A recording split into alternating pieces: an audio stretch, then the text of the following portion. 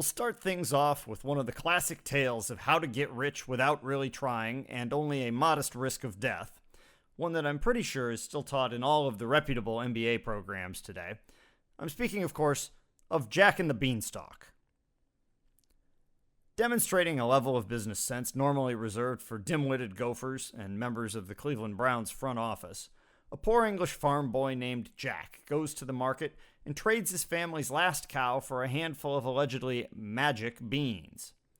Now, when he comes home and tells his mom about his shrewd wheeling and dealing, let's just say that Mama's a little less than thrilled.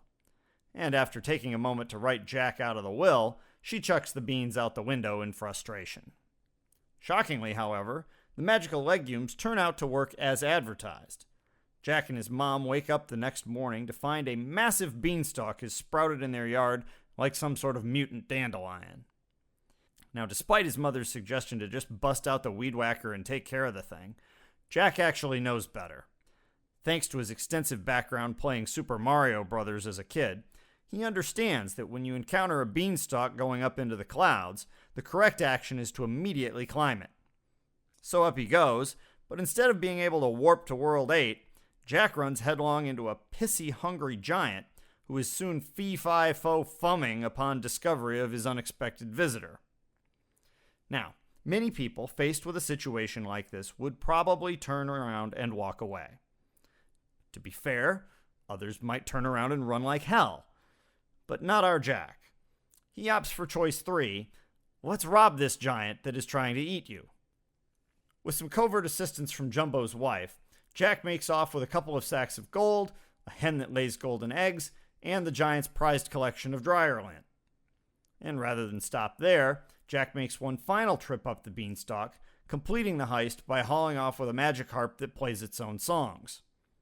Because those are obviously in high demand these days. It turns out, though, that this particular harp also speaks. I mean, why not? And soon it ends up calling out to the giant asking to be rescued.